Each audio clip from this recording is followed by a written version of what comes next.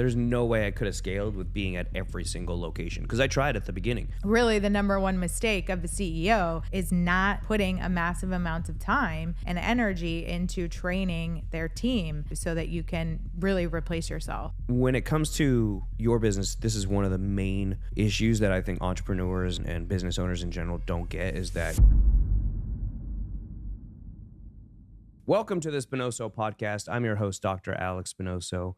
My experience and expertise is in scaling all types of medical businesses to 7, 8, and 9 figures. And I'm sharing my journey to having multiple 8-figure companies and someday, hopefully, enjoying a 9-figure exit. This isn't a podcast telling you you should do this. I'm just telling you how I did this, and I hope that helps you. I want to help you build your business, take ownership of your life, and become a better leader at home and at work. And guys, I'd love to connect with you, especially if you're a medical entrepreneur. I have free courses available to help you scale your medical business. Check those out at dralexspinoso.com/courses. That is dralexspinoso.com/courses. I also invite you to connect with me on Instagram at Dr. Alex Spinoso, LinkedIn at the same, and every other platform, YouTube, etc. I am always Dr. Alex Spinoso. Thanks for listening. Okay, so today we are going to talk about how to disappear as a CEO and make profits appear. So this is a point that has some overlap from a previous episode that we did. And I know at the time you said you really wanted to dig in a little bit more. So let's unpack this. Let's do it. Yeah, absolutely. Replacing yourself is exactly what you have to be doing or thinking about doing as a business owner, no matter what. Even if you don't want to and you love to be in the business and love to do whatever you have to do, you have to build your business to sell. And I tell everybody that. Build your business to where you could walk out of it one day, and if you don't, great. That means you at least can have somebody who's running it for you so you don't have to work until you die. But at the same time, if you love to work and it's something that you love to do, absolutely stay in it. But you have to have somebody to be able to replace you. And it's really important because as a CEO, as you grow, you have to be able to work on your business, not in your business. And there's a great phrase of, as you expand, you're no longer selling what's in your business, you are selling your business. So I'm no longer in front of a patient selling weight loss medications or erectile dysfunction medications or treatments or anything like that. I am selling my whole business to vendors. Can you get us cheaper weight loss medications so that we can have lower cost of goods, cheaper services, better marketing, etc. So there's a difference as you grow, and you have to step into that position as CEO and have people replace you as the providers and the managers and everything in the local area. And as you go, we've talked about the death test where you have to be able to test your staff, test your team to where you almost are dead or you pretend like you're dead. And it's a stepwise approach that I've told multiple managers in our business that are trying to replace themselves is that they have to start with, hiring somebody who's their right-hand man or bringing somebody up in the company who's their right-hand man or woman, and that person stays with them and does everything they do, sees everything they do, copies everything they do, creates SOPs around everything they do over and over and over and over. Once you've taught them enough that you feel like they could stand on their own 2 feet, then you start to let them stand on their own 2 feet. Maybe you go in the back of your clinic or your office or whatever and let them run things up front, things that you would normally do. So you're always there. You're always near. You could step in if they have a problem, and then you encourage them to bring that problem to you.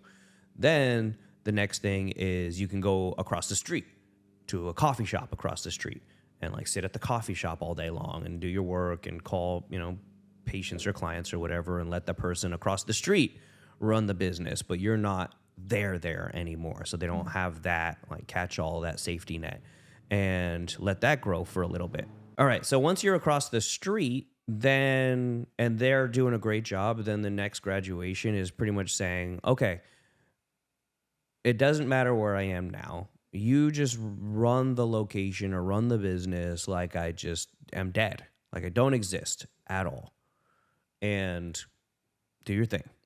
And if it survives for a week or 2 weeks, 2 might be long at the beginning. You might want to do a couple days. and come back, and there might be fires you got to put out after 2 days, and then a week, and you come back, and there might be fires after a week, and then you get to the point where you come back and nobody has any fires for you anymore, and you're like, well, damn. Then it's the next stage of like, okay, what do I do now? Because these people don't need me anymore. And I tested this theory when I actually went to Mexico to get my teeth done. And I was down there for 2 weeks, and all I did was my normal Zoom meetings. I didn't go anywhere, obviously, in terms of having to go to a clinic or anything like that.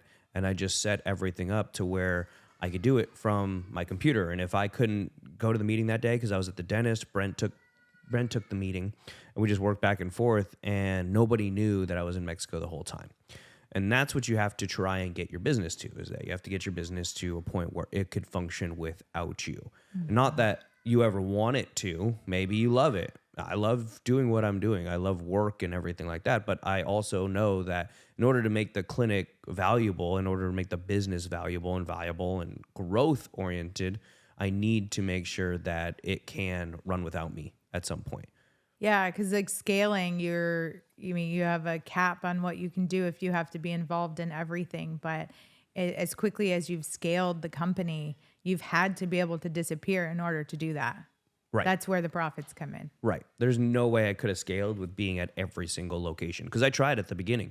We opened 3 locations in 3 different states, and I was flying with Sapphire to 3 different locations in 3 different states, trying to run them like 2 days a week each.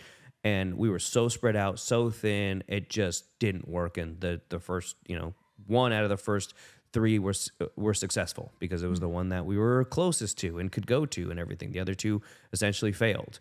So we had to make sure that we pivoted and got back into that, build one thing at a time, then replace yourself, move on to the next one, etc. Well, yeah, you even teach the staff that, because I remember when Sapphire, she's overseeing multiple clinics. When she started to replace herself, she's like, I don't know what to do. I don't know what to do with my time. Yep. Yeah. And absolutely, you have to figure it out. Like at that point, if you don't know what to do with your time, there's something you're not doing. Yeah. You have to go back in and say, okay, where can I plug the holes? Where are we having issues? And that's when you start to create better and better, standard operating procedures, improvements of everything, and growth. Yeah, well, the number one function of a CEO really is to have that big vision and cast that big vision for the entire team. The direction of the business is what now your teams need to know so that they can keep that ship moving. And so, unpack that a little bit. Yeah. So when it comes to your business, this is one of the main issues that I think entrepreneurs and business owners in general don't get, is that your core values should come first. Your core values, your vision, your mission, they need to come first. You need to have something in place so that you can talk to your staff about your core values and your mission, your vision. The number one human need that Tony Robbins talks about is the need for something like bigger than yourselves. The need for contribution is what the need is, but for something that's bigger than you. People love to contribute to something big, something bigger than them, something bigger they can achieve alone. So your vision has to be bigger than something you can achieve alone, or else if you could do it alone, then there's no reason for all those employees and all your teammates to be there at all. And they're going to see that. They're going to be like, well, why am I even here? Because I'm not really helping anything. So making sure that your vision is so big that they all can fit inside of it, while at the same time they can all contribute to it. So our vision it used to be to provide the greatest anti-aging services as well as be the best place to work in the US. But now we changed it recently in our last corporate event. We wanted to make it more niche, and is to provide the best outcomes for weight loss, hormone therapy, men's and women's health and aesthetics, while also being the greatest place to work in the United States. So we niche down, and the things niche down, the things will change when it comes to your core values. The more staff you get and the more executives you get, you might have to change 1 or 2 core values and let them have some ownership of it. That's what the EOS model is about. And then when it comes to your mission and vision, it might change a little bit. But again, the mission and vision is still way bigger than we can probably ever achieve in our lifetimes. So it's always something we're striving for. We're always growing and trying to get to the next level. And it drives a culture in our business of growth, and growth is one of our core values, as well as customer service and determination. These are all core values that really have no end. There's no end to the amount of customer service you could provide for a patient. There's a difference between a DoubleTree hotel that gives you like a warm cookie when you check in, and they're known for it, versus maybe a Ritz-Carlton that gives you like a glass of champagne when you check in a rose.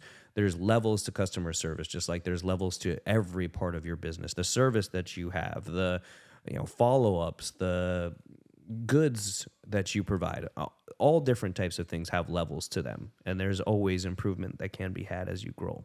And along with setting your vision and your goals is that you have to make sure that you're setting the short-term goals that you want your staff to hit down to the month, the quarter, the year. So our theme this month, or our theme this quarter, really is training. And the first 2 quarters of Genesis has been training. So getting trainings, and you've been helping out with that a lot, getting trainings in line, getting a correct onboarding system, creating training videos, asking them to create training videos to help improve like the training platform, and then growth as well. So it's been adding the different services. Now we have the pharmacy, we're going to have the supplement line, we're going to have the skincare line that you're working on. Those are all things that are growth, and they may not be the same label as Genesis, but they're verticals that Genesis already uses. So they're verticals that we have created. They might be different brands, but we're going to be able to lower our cost of goods while, again, building another business or building another vertical in our company that, one, helps with our income as owners, but two, to a greater degree, it helps the clinic because we'll be able to lower the cost of goods everywhere and make our business more profitable. So it's just another way of, again, working on the business, putting money back into the business to make sure that the business is more profitable. And the more profitable the business is, the bigger we can grow, the more employees we can have, the more lives we can change, both on the patients, but really, again, on the employee side, where we want to be the greatest place to work. So how can we improve the employees' lives at the same time? Do you find that when you set that big vision for the employees, like the corporate events and things, it gets people excited about the process and what they're involved in? Yeah, I think it really does. Because again, it's something that I haven't heard of another medical company that has taken all their executives to Cancun for an event and trained them, as well as putting them in great places. And there are those companies that do a lot of training in terms of like hands-on what you have to do in the clinic, but there aren't a lot of companies that do training on like leadership and growth within the company and how to handle difficult situations within the company and things like that. So the more we can do those things, I think the more people enjoy it, or at least I hope to a degree. It seems like they do because we have a fairly low turnover rate in most of our executive positions. The lower, MAs and front desk people, there's always going to be turnover, especially in the med spa industry. I think the studies show like 1.9 years is when people will start to jump ship. That's the average amount of time like a front desk person or an MA stays in your business, 1.9 years. So that's been a learning thing because we've never had to deal with that until we got bigger. But I think that's really important to have that mission and vision. It gets people excited, gets people to want to be a part of it. And that's what we want for them. We want them to see that, hey, like this is what you're going to get. The more we push, the bigger we grow, this is what we want to do. Like we're the leaders. Brent and I are the leaders. We are, the CEO is the captain of the ship. Does he have to know every aspect of sailing a ship? Yes. 100%, absolutely. But he also has to be willing to sail the ship alone, scrub the decks, like clean the galley. Every single part of running that ship, he has to know. I mean, he has to be able to do it really well. Because when you're a pirate and your pirate friends die of scurvy, you have to be able to do their job, period. So the job of the captain is to plot the course ahead, figure out the direction, look at their compass, and figure out which direction we got to go during the voyage. And it could change. There might be shit in the way, storms, stuff like that. But he's responsible for the direction. Otherwise, the ship will just be lost at sea because everybody's trying to fight over what direction to go in or what's the best thing to do, and they might not have the experience that the captain has when it comes to sailing the ship. And in the end, they'll just run the fucking ship ashore and say, okay, this place looks nice, and never grow and never sail again or do anything like that. And, 100 years later, they'll find that shipwreck, and that's about it. You'll be lost to time, lost to history. So you need to be really a master of daily operations.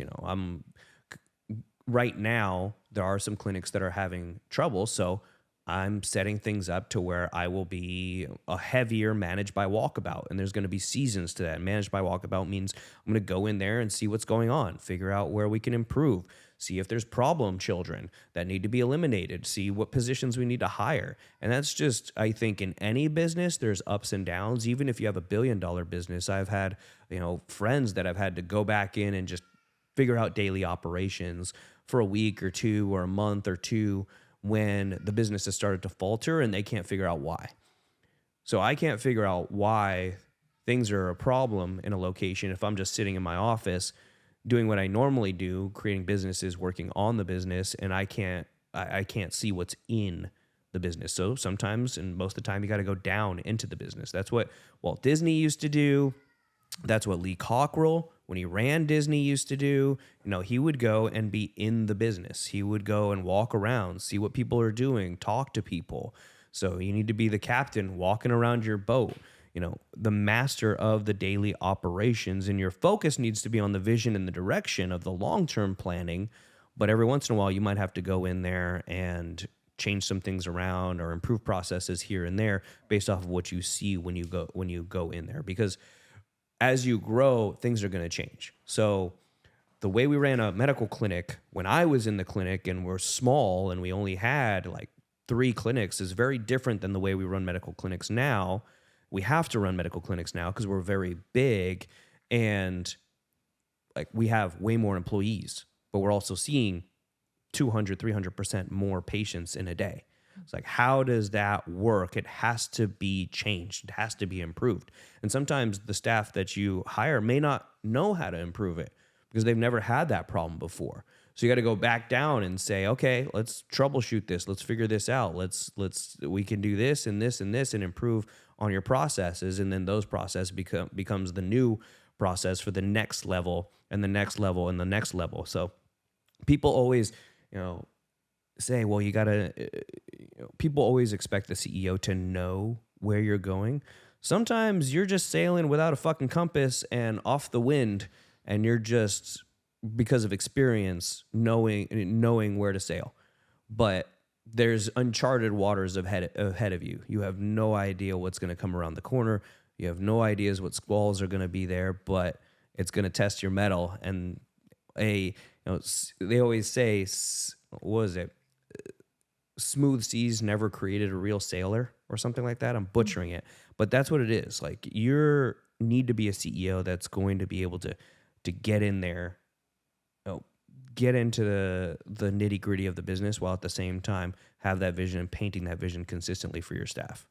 Yeah. So what I hear you saying too is like a part of disappearing and working on the business is still sometimes going into the business. Like, you're not disconnected from the actual day to day. You're, at times or seasons where you need to go in and be in the business. You're going to be working in the business at times, but it's not like you're going in to answer phones. You're going in to make sure processes are in place and, the team has the tools that they need so that you can disappear and the team can grow and thrive. And, that takes us into really the number one mistake of the CEO is not putting a massive amount of time and energy into training their team and developing the team that you have. This is where you can put the attention on the scaling part if you've got everyone trained the way that, they need to, so that you can really replace yourself. Yeah, absolutely. So you're 100% right. So it's great to be visionary. It's great to work hard. It's great to have your core values and live by them and put them in your business. It's great to know your standard operating procedures off the back of your hand. But if you aren't going to teach other people how to do that, your business is never going to scale. You're going to be sitting there alone wondering why the hell they're not picking it up. And it's truly, because it truly comes down to you as a leader. Everything is your fault, period. And you have to have that mentality. And it's kind of a shitty mentality to have, but that's why you are the CEO. That's why you are the leader. If a person is fucking up in your business, if they're not doing anything illegal, it's probably because you didn't teach them well enough. And if it's something that you could do and they couldn't, again, it's something that you didn't teach them enough. Is this how you really develop the trainer mindset? Just to recognize, have you been in situations where maybe you weren't taught, or maybe you had a great teacher or trainer along the way that you were able to pull from in this way? I think I've had the opinion to always be the dumbest motherfucker in the room.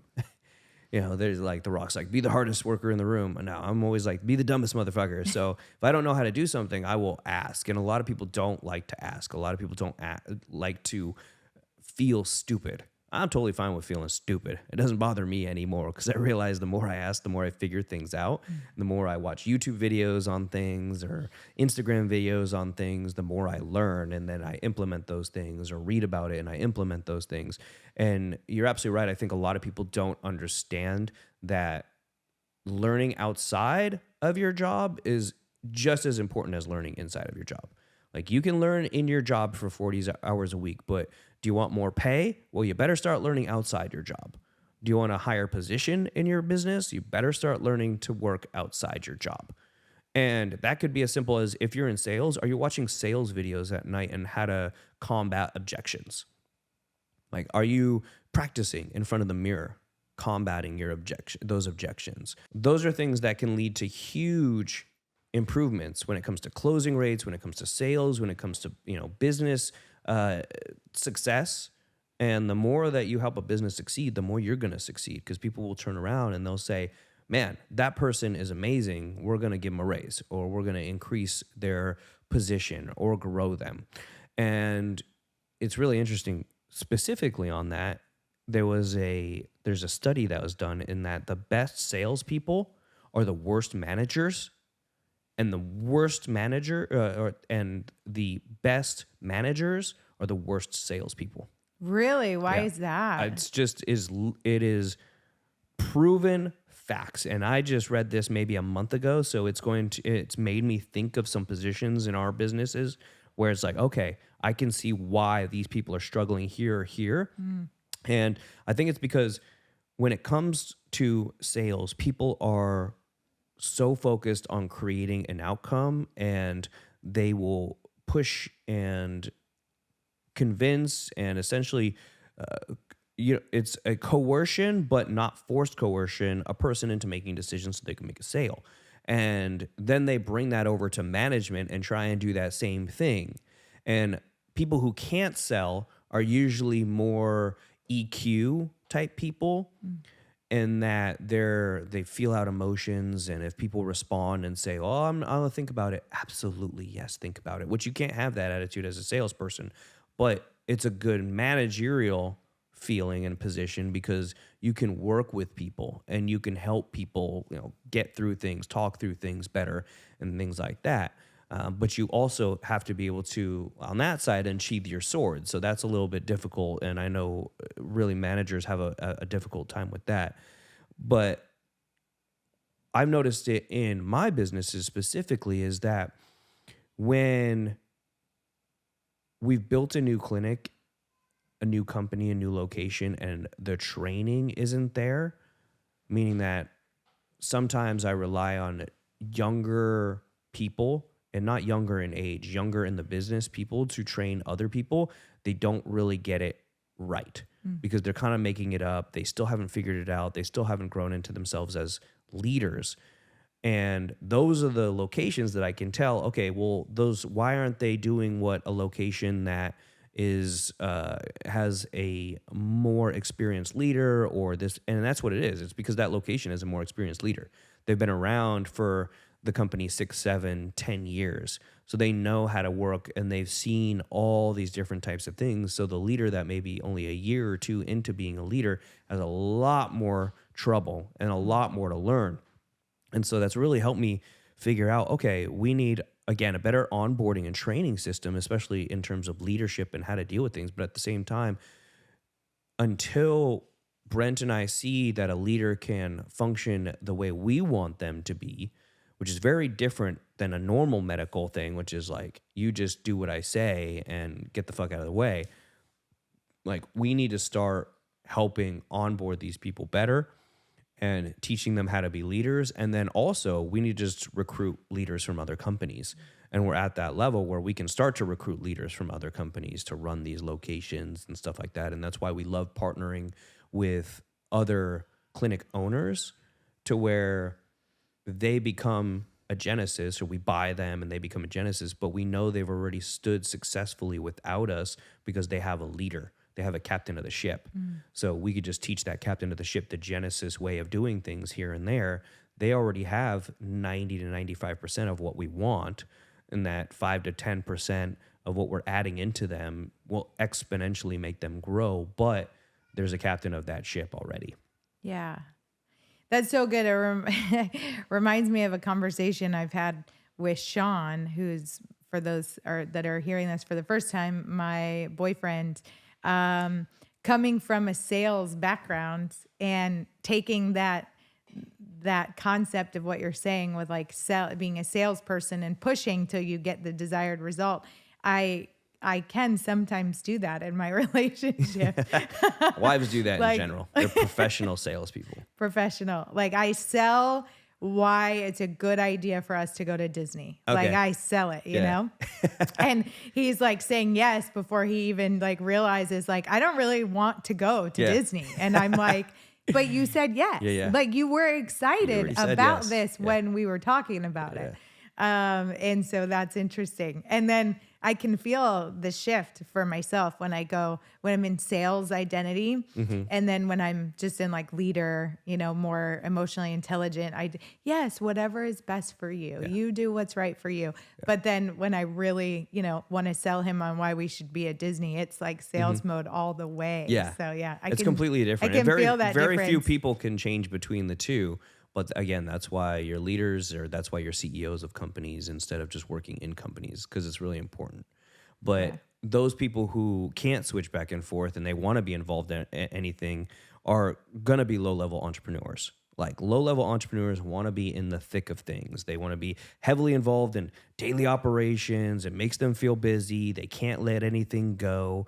They want to be needed, and they want to be the most important part of the business. Like, they want to have their name on the side of the business. And that's why I teach so many medical companies put their name, like Spinoso MD Allergy. That's not a sellable business. That's your fucking ego speaking. You need to create a brand. The thing is, it's way more important to teach your team how to do things right and how to do things for themselves so that they can do it when you're gone. It's like teaching your kids or raising your kids.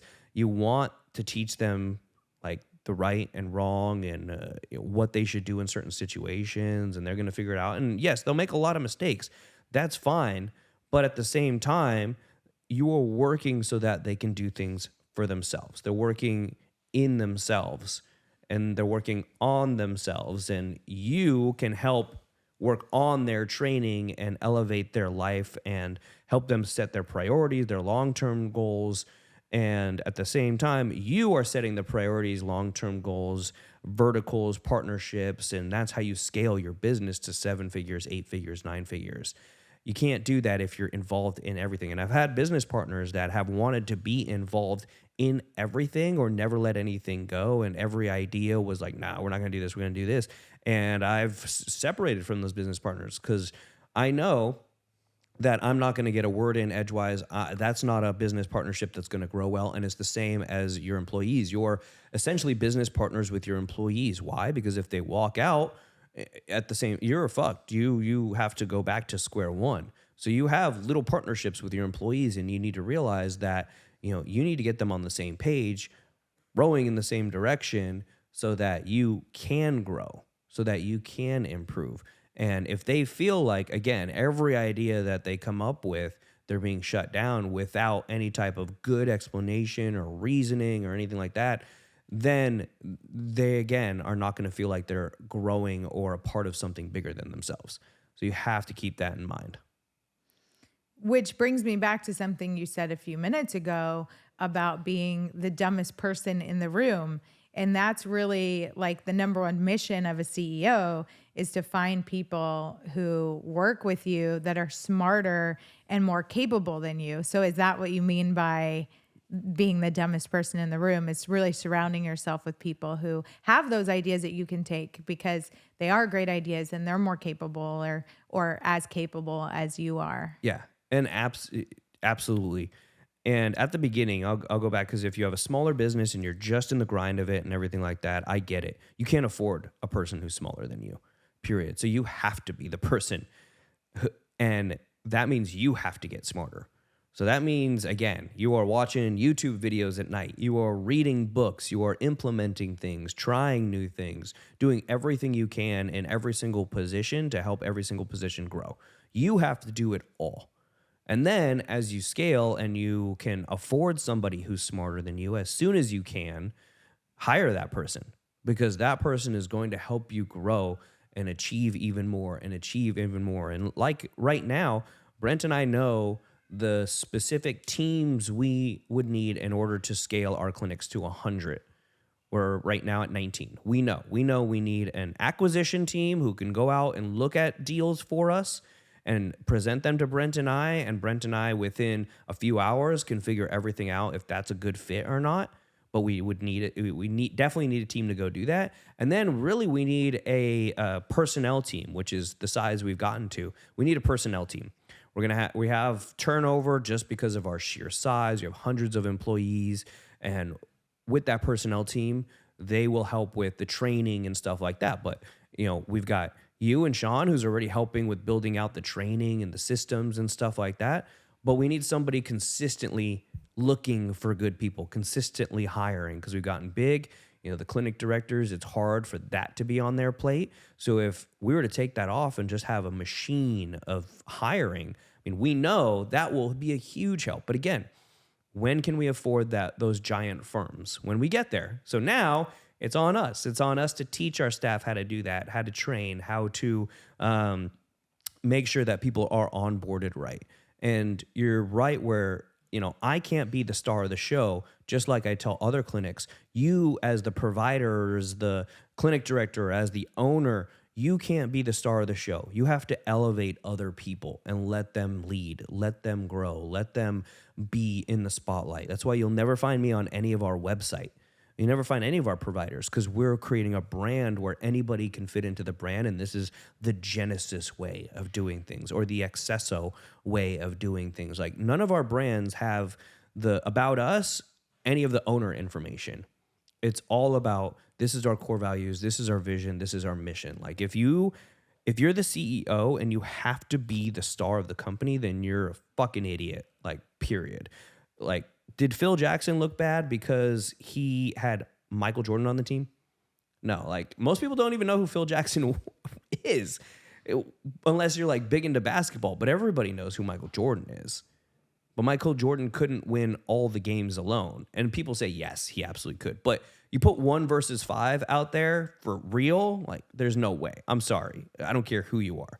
But he looked like a genius coach because he had Michael Jordan out there. He won multiple championships. Did Bill Belichick diminish in stature because he propped it up Tom Brady, and Tom Brady is the GOAT? He's enshrined. He's established himself as the best of all time. No, the New England Patriots dominated, and it was Bill Belichick and Tom Brady who did that until Tom left. But you can see that you should hire the best. You should hire the brightest, and you shouldn't be afraid to be the dumbest person in the room, because that's how you're going to get to the next level. That is how you are going to be the richest person in the room, because you're surrounding yourself with people smarter than you that can get your business to the next level. So it's hard as a business owner to put your ego away all the time. You still have to have a chip on your shoulder. You still have to say, well, I can fucking do it without you. But at the same time, you have to be okay with hiring people in your business, in positions, in growth, to where they know the next level. They can get you to the next level, and you're not as good as they are in their position. That reminds me of statement I've heard. It's probably a quote. I just don't know from who, but if we are both the smartest person in the room, then one of us isn't needed. One of us isn't necessary, I guess. And that always made me think about, surrounding yourself with people that do the things that you either don't like to do or just don't do well. And it's like, I can have things that I'm really great at, but surrounding myself with people who are much more capable in certain areas, that's like, it pushes me to be better too. But, it helps them shine and then they get to own that is what, what I hear you saying. That's so right. And it's the partnership argument as well, because people will post, should I have a partner or they ask all the time. And not me, because I'm not going to pretend like I'm that important that people ask me about it, but I see them posting on different blogs or asking my colleagues who are way more successful, should I have a partner, should I not? And it's really specifically what you just said. Like, is that partner smarter than you in something that you're not?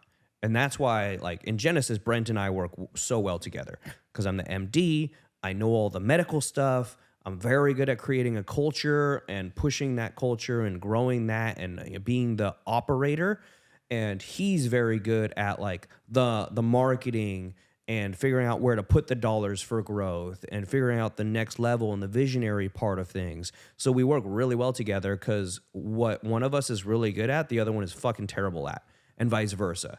So that's how I tell everybody now. That's how your partnership should be. Mm-hmm. Like, find somebody who's good at nearly all the opposite things that you are bad at and have them do those things. That's a good partnership. But you're right. If it was an MD and an MD and we knew the same amount, but we didn't know anything about like marketing or business and we wanted to partner, that's a fucking dumb partnership, because one of us is useless. We're literally paying twice as much for the same position, learning the same thing.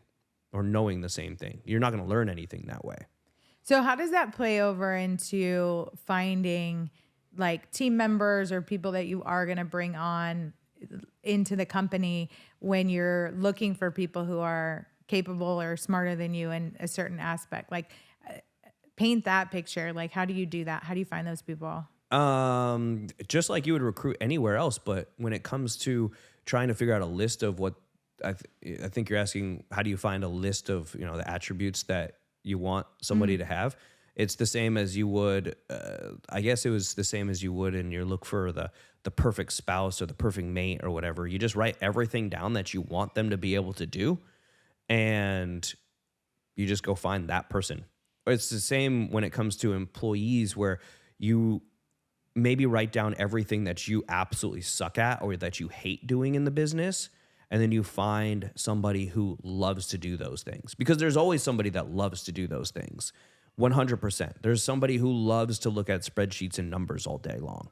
There's somebody who loves to clip toenails all day long. I don't know, something stupid.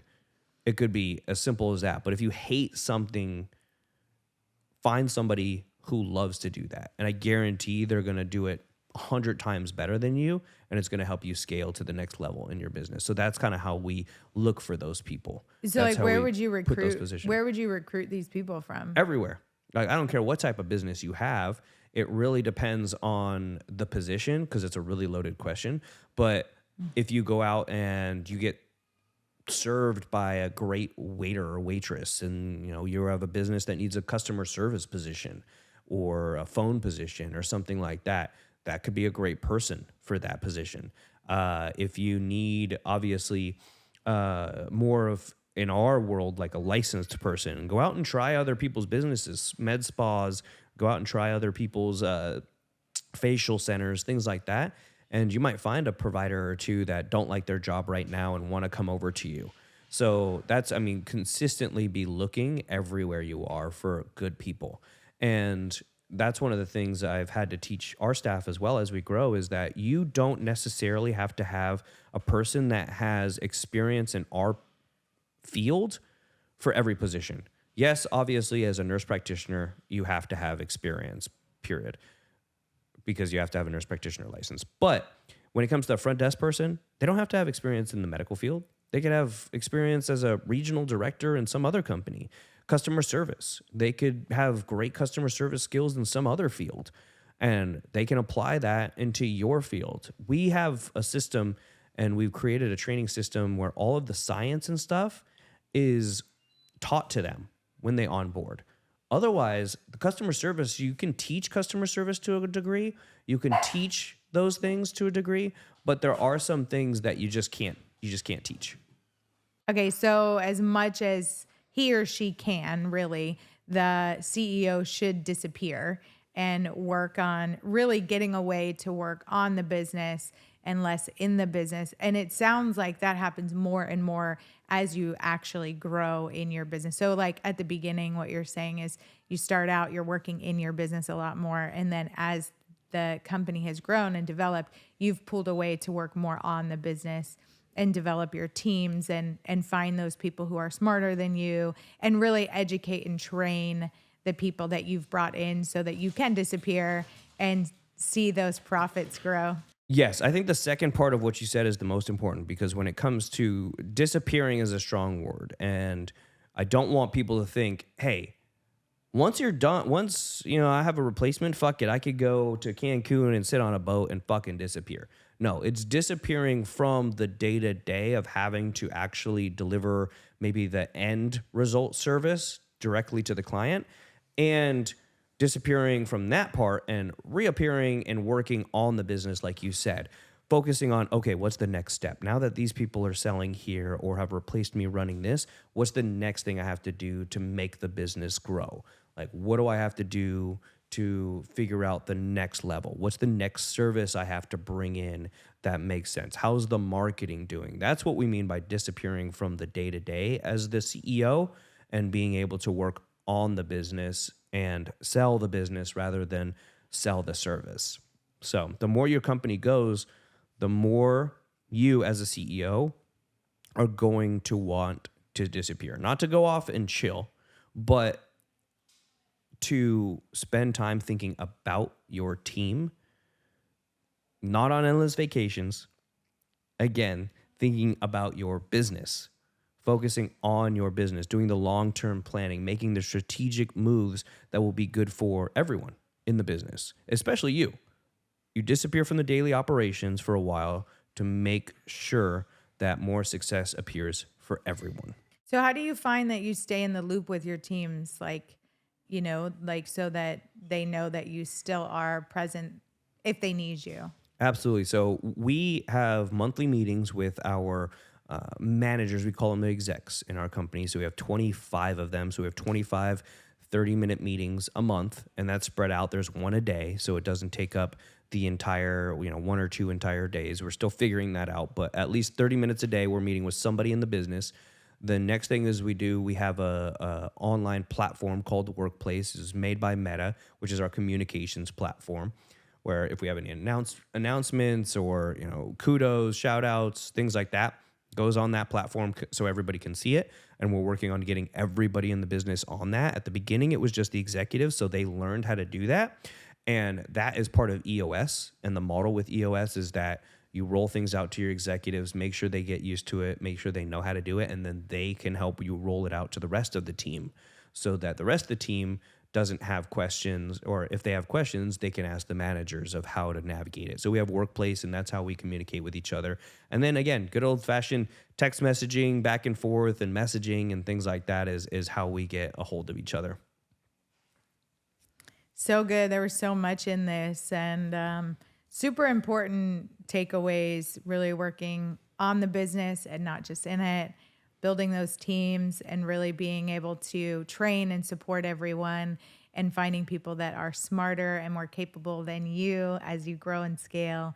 You are doing it very well, and your company shows that. So Absolutely. This has been an awesome podcast. I know people are going to take a ton away from it. We're killing it. We're killing it together. I mean, it's not just me. It's all of us. It's part of the team. It's being able to work on the business so that other people can thrive within the business. So, all right, guys, if you want to find Miss Amanda May or myself, I am at Dr. Alex Spinoso on Instagram, dralexspinoso.com. LinkedIn is the same thing. Facebook is the same thing. You can find me anywhere. Amanda, if they want to find Amanda, you can find her at Amanda May Beauty Boss on Instagram and amandamaybeauty.com if you're just wanting to go to the website. Perfect. Thanks for listening, guys.